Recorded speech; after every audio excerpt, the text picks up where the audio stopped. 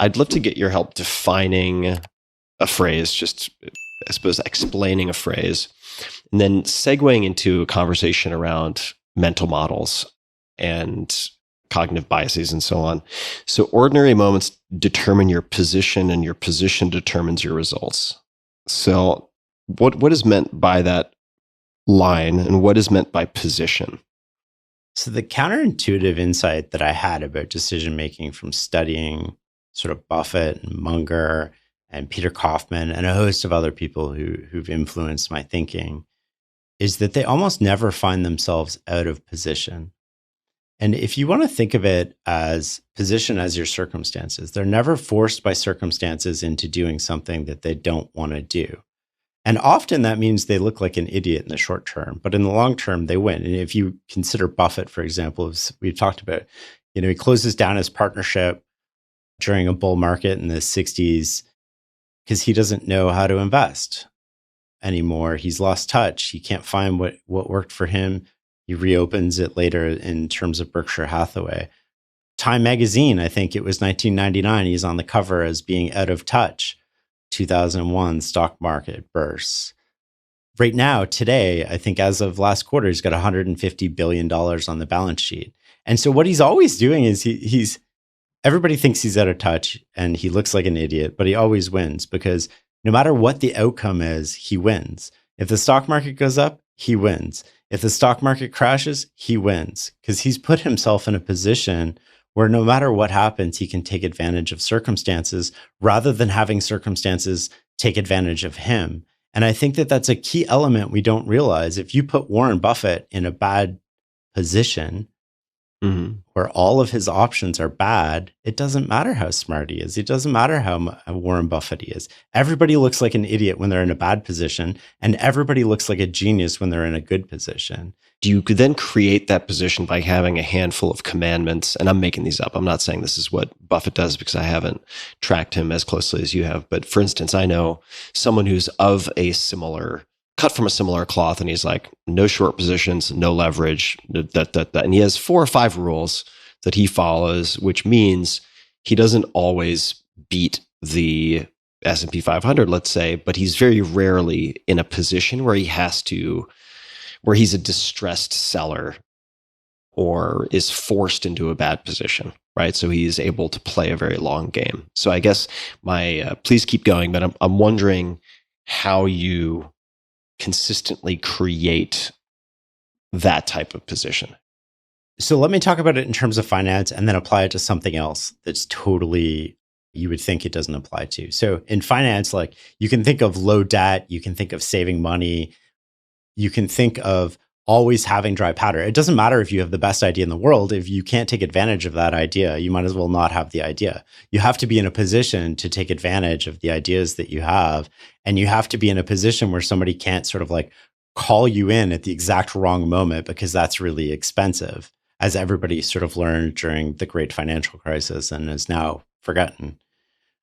We seem to relearn these lessons over and over again. But positioning applies to so many other things that we don't think about. And you can think about it basically as in your sleep, right?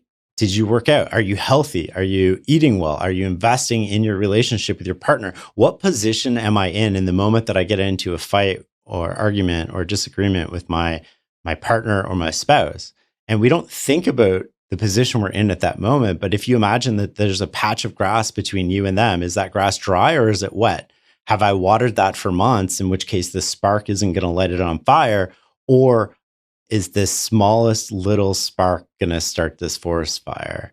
And the position that we bring into those arguments matters a lot in terms of the quality of the outcomes that we get. And I'll give you another example. We were talking about kids earlier, and I assume a lot of people listening have kids. Mm-hmm. One of my kids came home with an exam and he got a really terrible mark and he hands it to me. And he's like a teenager. So he like hands it to me. He's like, I did the best I could, walks away.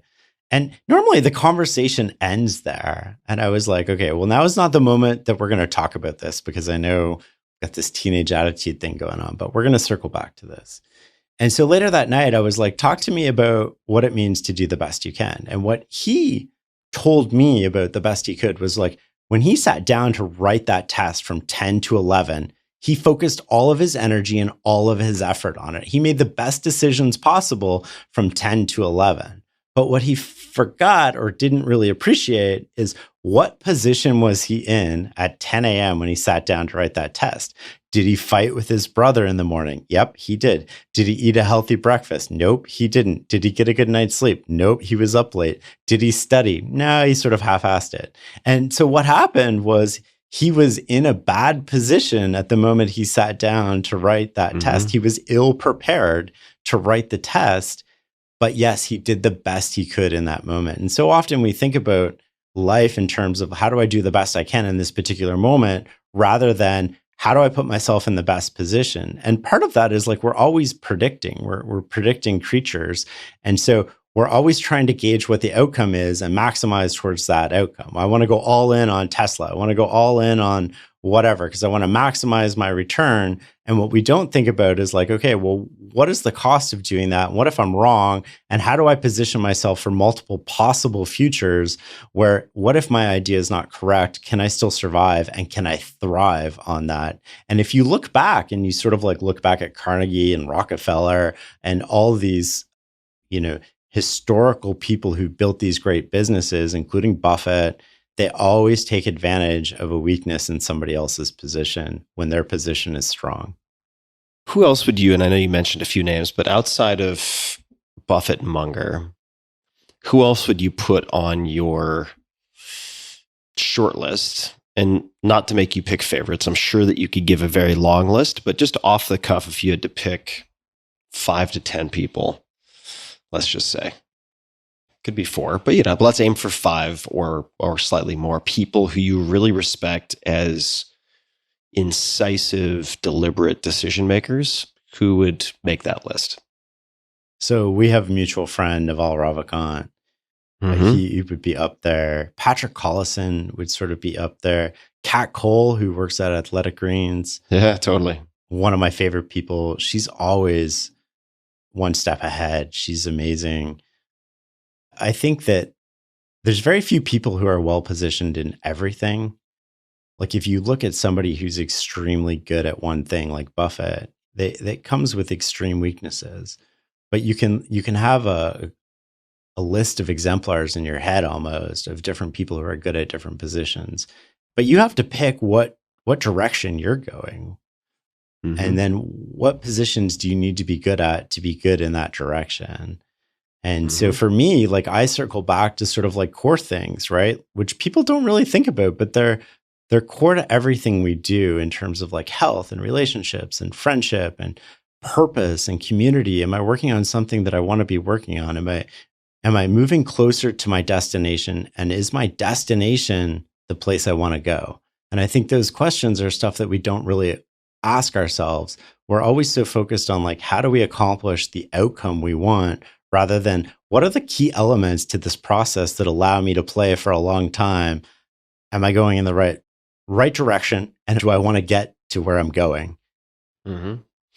So I am going to come back to just the broad question of how to incorporate thinking about cognitive biases, if I'm saying that correctly, or mental models. I'm not really, I guess those are different. I'd love to have you, let's begin there. How would you distinguish or define mental models? And then I'm going to go micro and then we'll zoom out. So a great way to think about mental models is the source of all bad decisions is blind spots. Mental models allow you to see a problem through a different lens.